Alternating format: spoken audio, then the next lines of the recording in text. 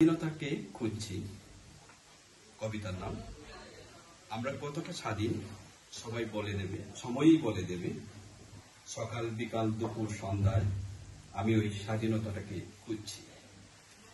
কৈশোর যৌবন আমাদের নিজের নীল আকাশ ছিল, মেঘ বৃষ্টি রুদ্র ছিল, নাথায় ভর্তি রং করা সুতা ছিল, নানা রঙের গুরু ছিল। দূরে হারিয়ে যাবার পরও ছিল সবুজ মাঠ, নকুল নাট্যগোষ্ঠী ছিল, জাগরণী পাঠাগার ছিল, বঙ্গবন্ধু পরিষদ ছিল। আমাদের স্লোগান ছিল জয় বাংলা। স্কুল পালিয়ে সিনেমা দেখার সময় ছিল, একসাথে বৃষ্টিতে ভিজে খেলা শেষে সন্ধ্যার আগে বাড়ি ফেরার তাগিদ ছিল।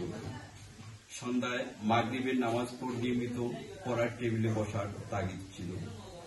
বই, স্কুল, গাছকে ভালোবাসা, গাছের পাতা চুয়ে দেখার সময় ছিল।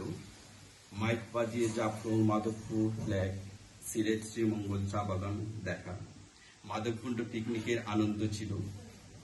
ফেলে আসা দিনগুলো সবকিছু কি এখনো আমাদের স্বাধীনভাবে আছে, নাকি একেবারেই পরাধীন হয়ে গেছি? আমরা কতটা বদলে গেছি?